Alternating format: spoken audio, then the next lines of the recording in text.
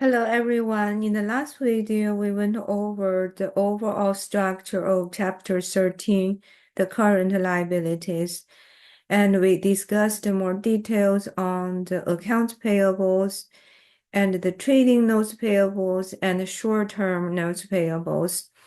Because the notes payables, if you use the notes payable for purchase that's related to the trading notes payables, we also can use the notes payable for direct borrowing. For notes payables, they are interest bearing, and for short-term notes, we need to make sure we understand how to calculate the accrued interest and how to make the payment upon the maturity time of the notes. The next group of common current liabilities is accrued expense or accrued liabilities. This is one of the issues raised by the accrual accounting principles. To summarize the common features for this group of expense, they are incurred. So all of the expenses incurred before the company make cash payments.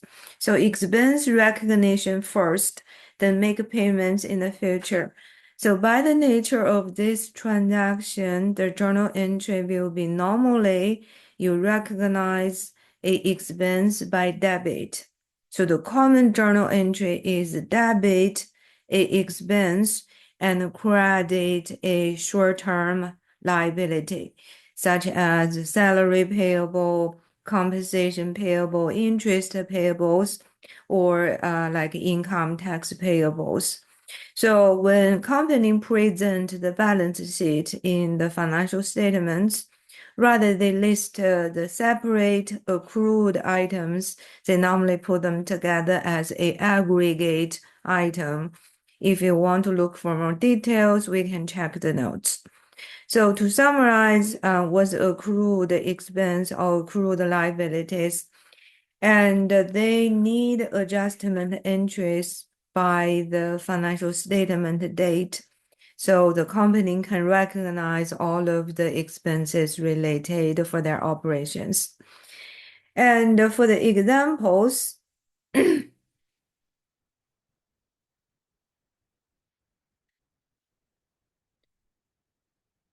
the first group, let me see, this is the prior.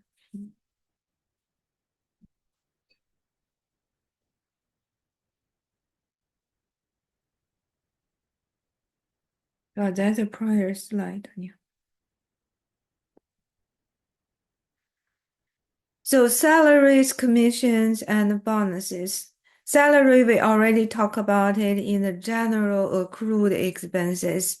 For permanent employees or long-term, full-time, normally they work first, right? And then they got paid later upon the payroll date. So salary for full-time employees is normally a accrued expense. So when recognize the expense, we debit salary or wage expense and credit the wage or salary payable. Related to the salaries, the employees may have other benefits like vacation, like paid vacations or paid sick leaves. So if the employee don't take the vacation or sick leave in the period they earned those benefits, because they can use it in a later period.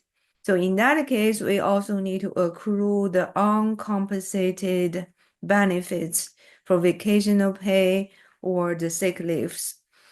Similar to the salary expense, we recognize compensation-related expense and credit a compensation liability, but don't use the same account as your salary expense or salary payable because this represent a different type of compensation-related expense. Commissions and bonuses similar. Okay, like there are other benefits vested by the company or earned by the employees related to their performance.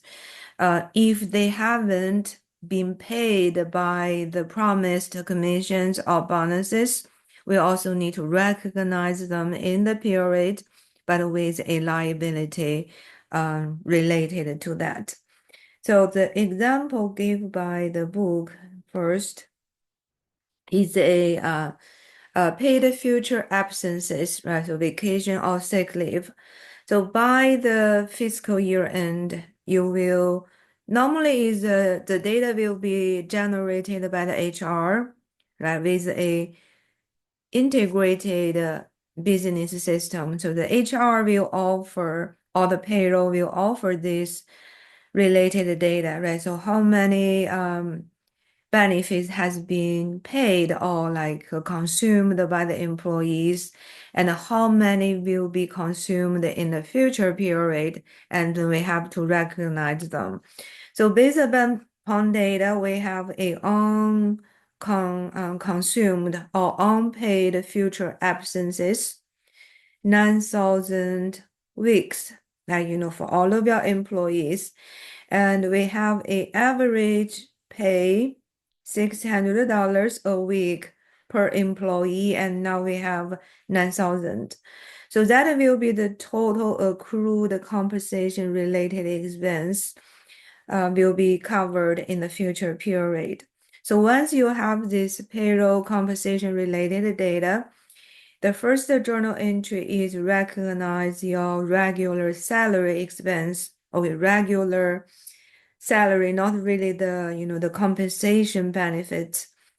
So salary expense 4.2 million paid by cash or put on salary payables. Okay, that's your regular pay. And then the unused compensated future absence. So we also put it under salary expense, right? That's another component. But this liability is not your regular salary payable. You put on a separate current liability account. Okay, the name can be flexible based upon your company's definition, but it is a short-term liability related to future absences, right? Sick leave or vacation or like even maternal, so absences like totally 5.4 million. So in the future, assume next year all of the compensated balances has been consumed, has been used. So we reduce the liability, and if they take more than our estimation, there may be some over or underestimated future absence. So we can use the expense to adjust it. Okay, if you underestimate, we add this additional 300,000 salary expense, and then you can put on cash payments or put on salary payable or related to. So that's the payroll benefits and related future absences. And again, the data we recognize is normally offered by the HR, the payroll, and the informed accounting people. At the employee-related benefits, like annual bonuses, the annual bonus is normally based upon performance metrics, right? So financial and non-financial. Again, what's your performance evaluation system? So is a like a same same level of bonus, or is really performance based? But whatever data provided by the evaluation, we can recognize from the accounting. Okay, so put on, if you recognize it, before you make the payments, similarly, we can debit a expense, like, but this is a bonus expense, and credit a liability before you make the actual payments. Okay, it can be a short term, because when you announce, oh, we are going to pay, this bonus, by the time the announcement, you normally haven't made the payments, so it's come as a liability. And then we will make the payments, reduce the liability, and actually pay the cash.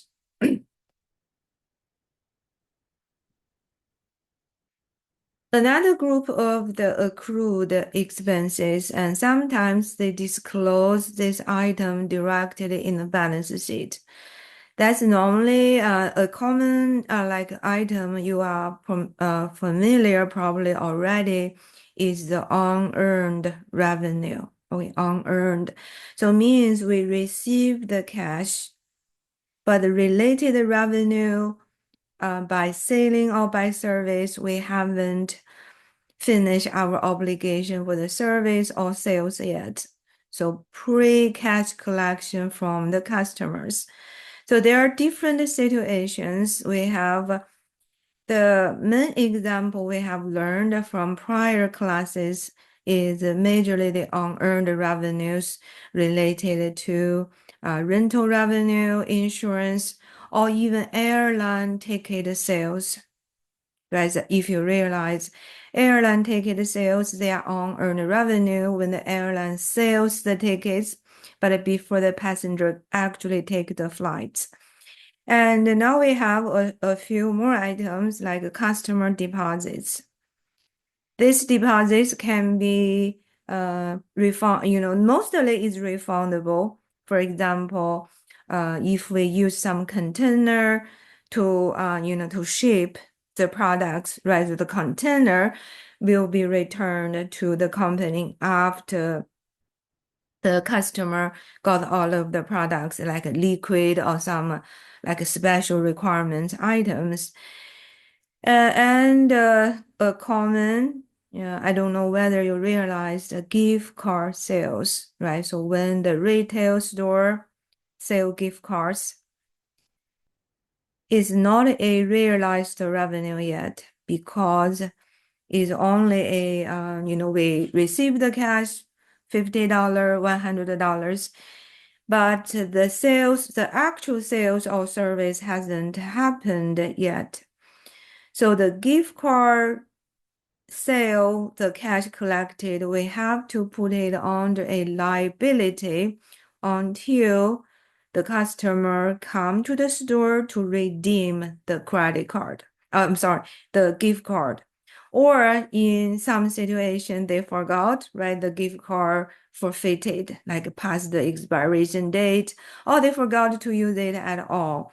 So gift card sale is a major advanced collection. Okay, liability from the advanced collections, and then collection for third parties like different like sales tax payables, federal income tax hold, social security tax. Okay, those related to the payroll procedures. Okay, those are but they share the common feature is we receive money, we receive cash, but they are not revenue yet, so we have to put it as a liability.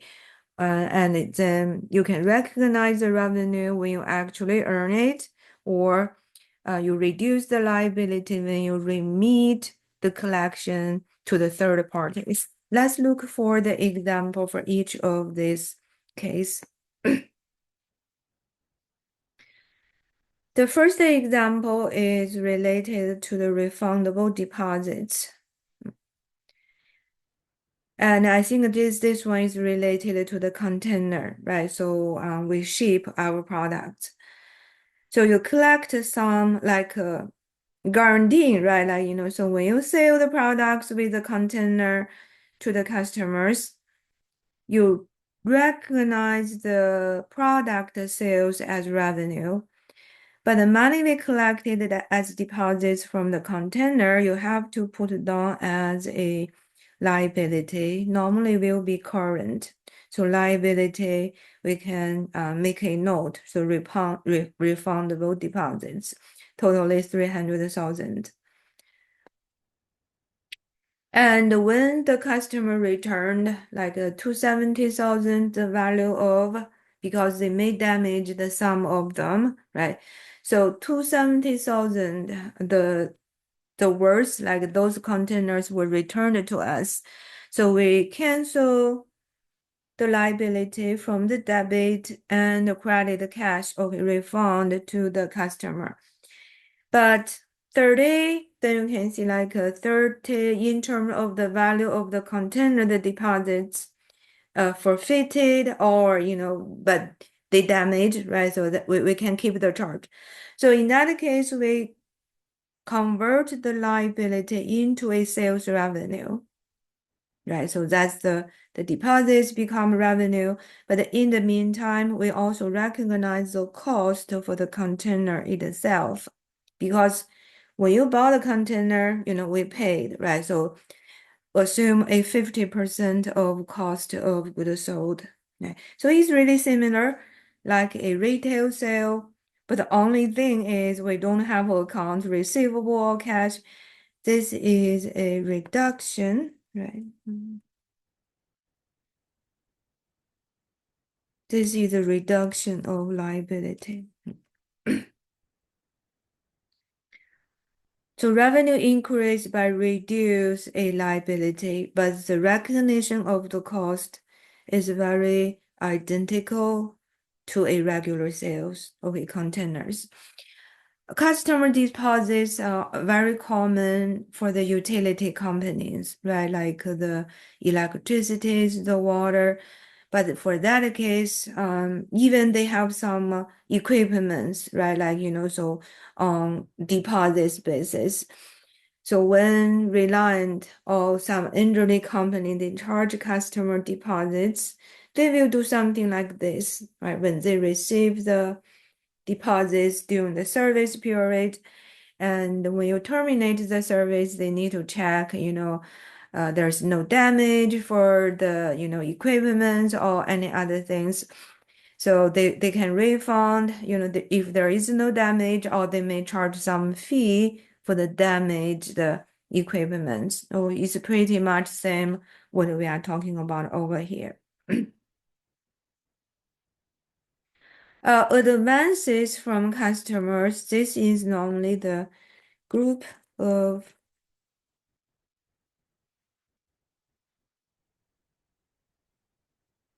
unearned revenue. Okay, I talked about it before. Uh, because this type of revenue or services, they normally is on a pre-collection or like a subscription basis, right? Gift certificates, magazine, like think about your streaming services, right? So you may pay month by month, but if I want to get some price advantage, I may pay like a year, 2 year, and special order deposits, airline tickets. Okay, they are all belonging to here. The common journal entry for this group. So when you receive the subscription, right, or like, so for example, okay, I will put like a streamline, streamline, for example, I paid like $240, right, for 12 months. So subscription. But that time, okay, again, okay, like, I'm the company, okay, like the Netflix or other offering the service. Okay, when the entertainment company, like, music, those. So when they receive this 1 year subscription, they debit the cash, but they couldn't recognize revenue. So unearned, okay, revenue for $240. You can think about any, okay, rent, insurance, subscription, airline, even like can be airline tickets, right? And then that's the time we receive the money. And if I have this average, right? So like I need to recognize the subscription revenue per month. Each month will be $20 revenue, like for the company. So that time I will debit the unearned revenue 20. So that's 240 divided by 12.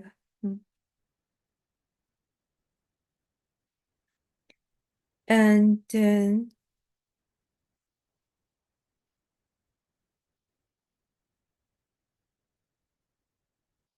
recognize revenue by 20. Okay, so revenue will be recognized across the 12 months period. So again, this is our accrual basis accounting, right? Revenue and expense need to match in different operational period. So that's kind of the common journal entry. Okay, like for all of these situations, advances from customers. So we'll have journal entry, receive the cash, and then this is the adjustment entry.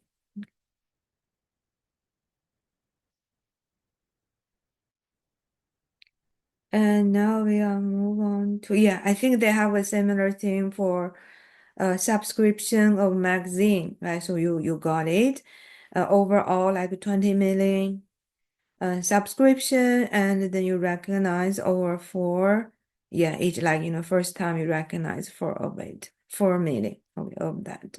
So unearned revenues, and then gift card sales. When company sell gift card, when you sell it, you must recognize it as a liability. The only thing a little bit unsure is unlike the unearned revenue, the subscription period, right? Or when the customer is coming to take the flight. The gift card, we have no it very sure, like, when, the customer can come to redeem the gift card. It's mostly by your industry experience or by estimations.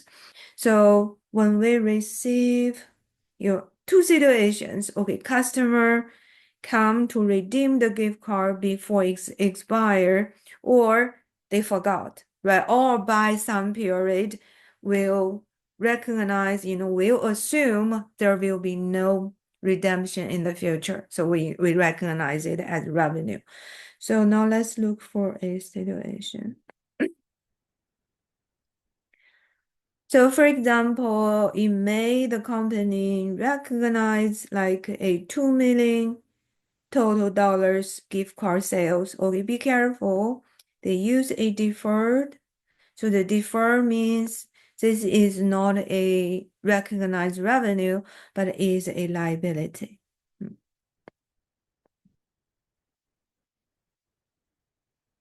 So it's not a revenue, but is a current liability.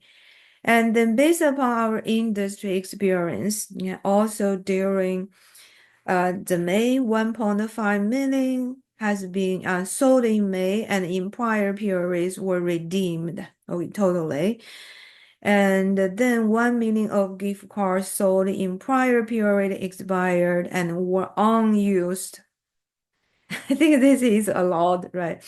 So 1.5 million redeemed, but 1 million become default, right? Kind of like, it is like become the company's actual revenue without any sales.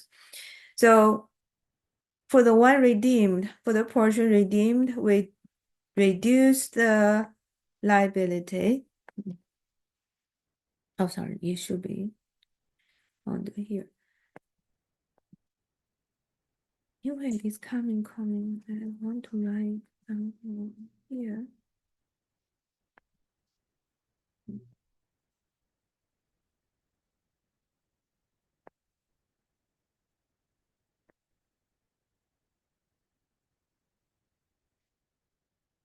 So will debit the deferred gift card sale is a reduction, right? This is similar to reduce the unearned revenue and then increase the revenue to convert the liability to revenue for the 1.5 million that has been actually redeemed.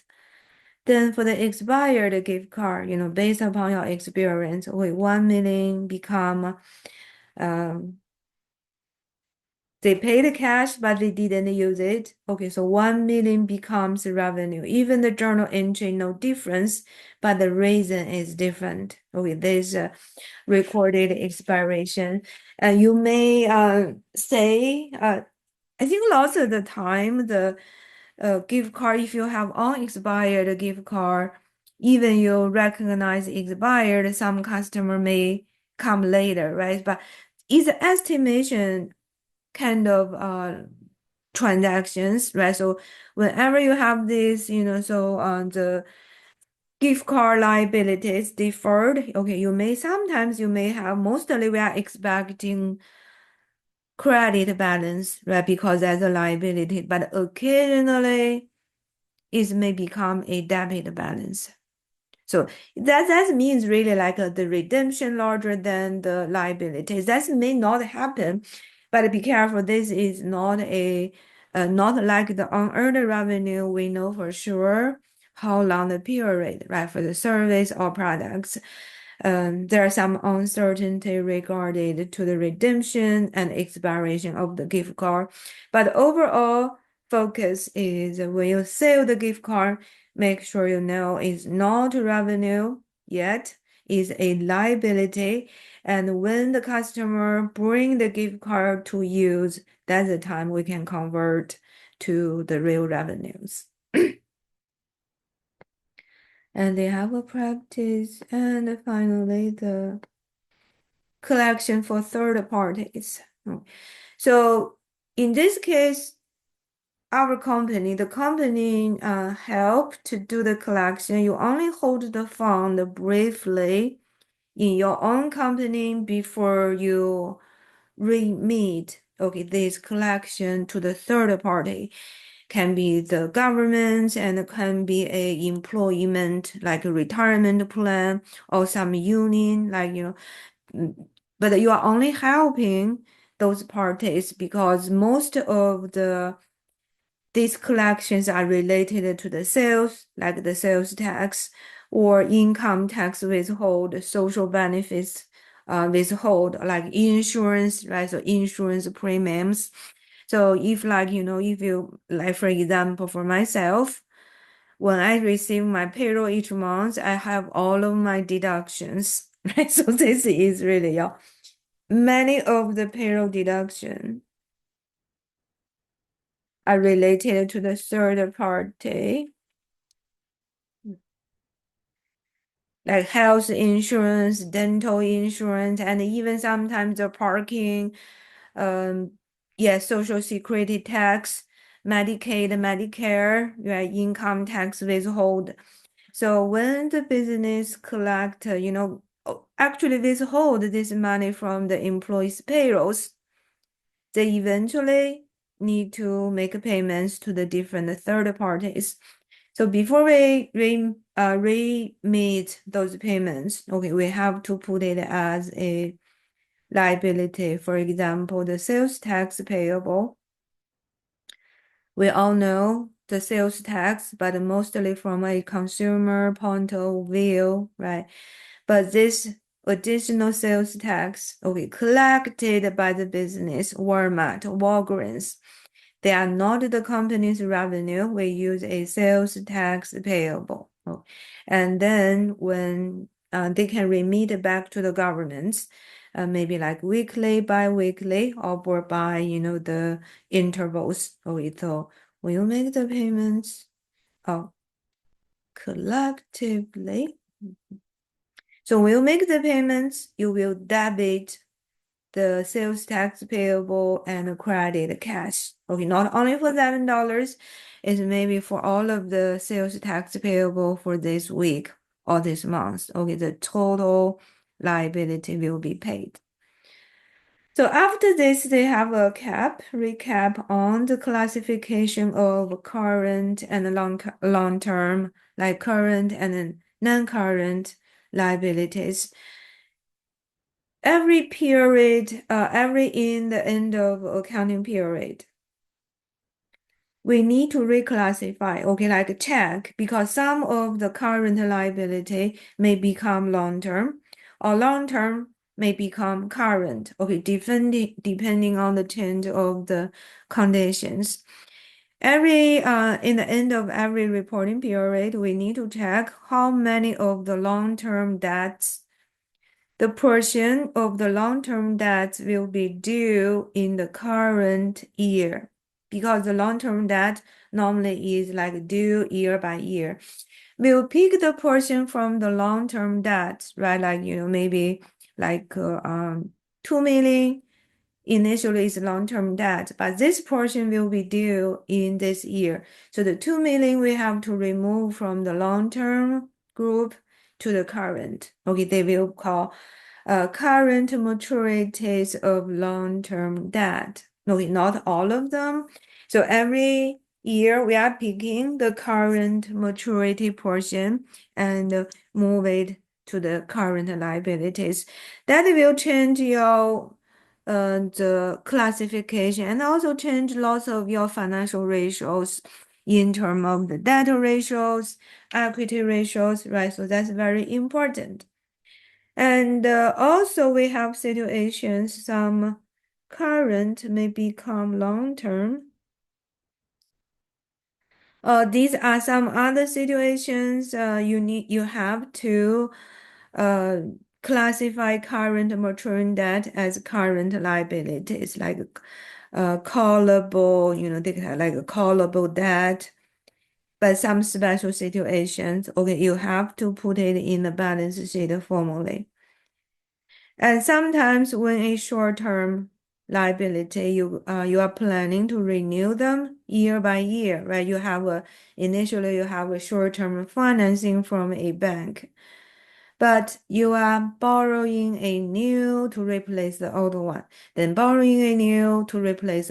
So renewing your short term, that's essentially become a long-term debt. Okay, so we need to check the real nature of the transaction rather than by the apparent term. So in that case, a short-term liability notes payable can become a long-term. So by the year end, we need to recheck all of the current and long-term liabilities to see do we need to switch them, especially for those sensitive items. So that's kind of the second group of current liabilities. And I will stop here. That should cover until the second homework. I will stop here, then I will give you a final video on the contingencies.